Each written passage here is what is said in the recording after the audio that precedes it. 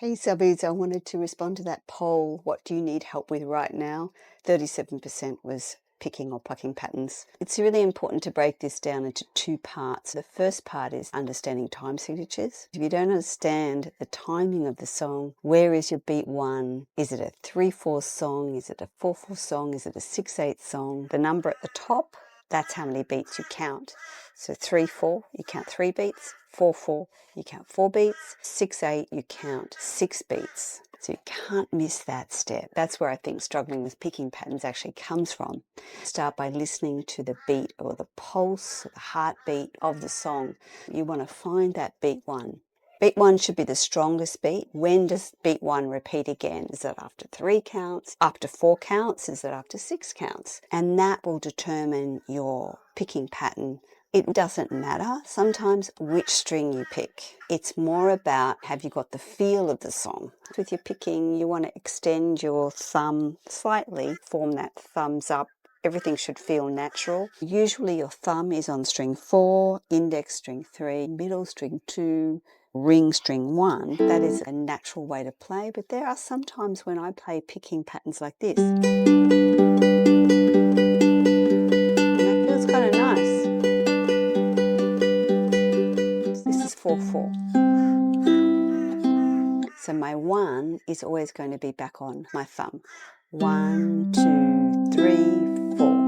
1, 2, 3, 4. You can also add some complexity by when you pick string 2, you can also pick string 1 at the same time.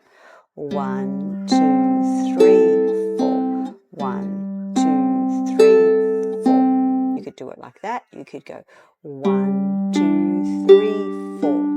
You could do 1, 2, 3, 4. You could go 1, 2, 3, 4. Every time you go back to beat 1, you know where that is. Which finger in which order is about the style of the song or the feel of the song.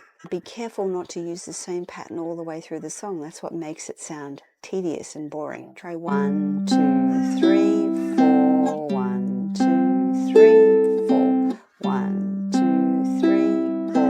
1, 2, 3, 4. If you're playing a G chord, anything you pick in those 4 strings will be okay. Just like you strum it, all 4 strings at one time, you can pick any order. 1, 2, 3, 4. I'm going to probably play it the other way around. 1, 2, 3, 4. That sounds a little better to me.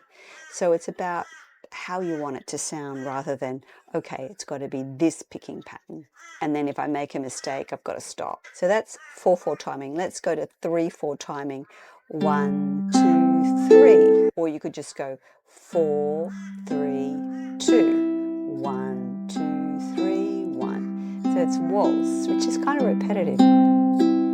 What's a song?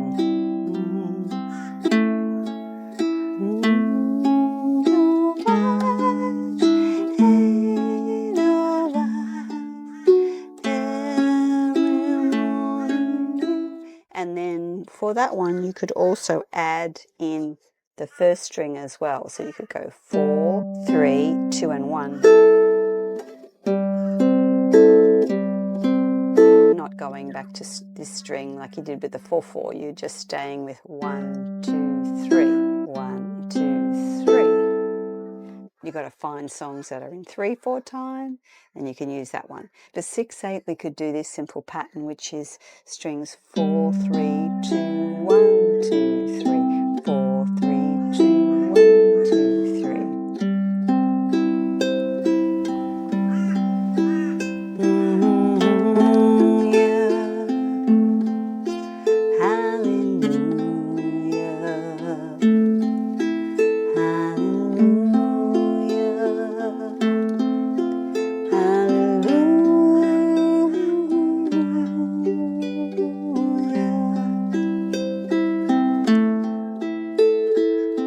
I'm sad girl, or should I say she won't sad me.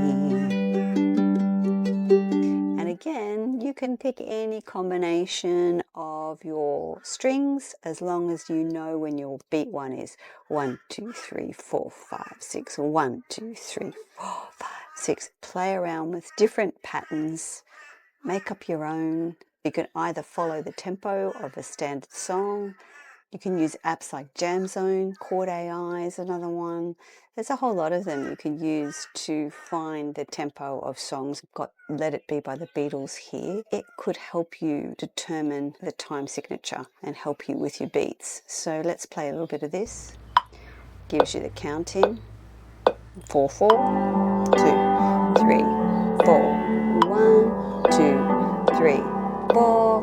1, 2, 3, 4. 1, 2, 3, 4. 1, 2, 3, 4. 1, 2, 3, 4. 1, 2, 3, 4. 1, 2.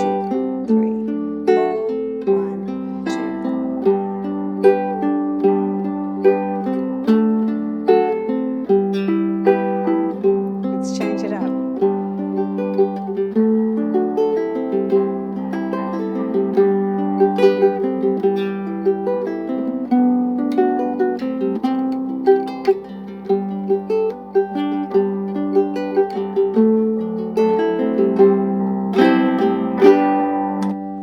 I sped it up. 1 and 2 and 3 and 4 and. So that's 4, 3, 2, 1, 2, 3, 4, 3. That's 4, 4 with lots of beats in between. 1E and a 2E and a 3E and a 4E and a 1E and a 2E and a 3E and a 4E and. So the most important part when you're picking is that steady pulse and don't stop and just keep going. If you pick the wrong string, it might even sound better.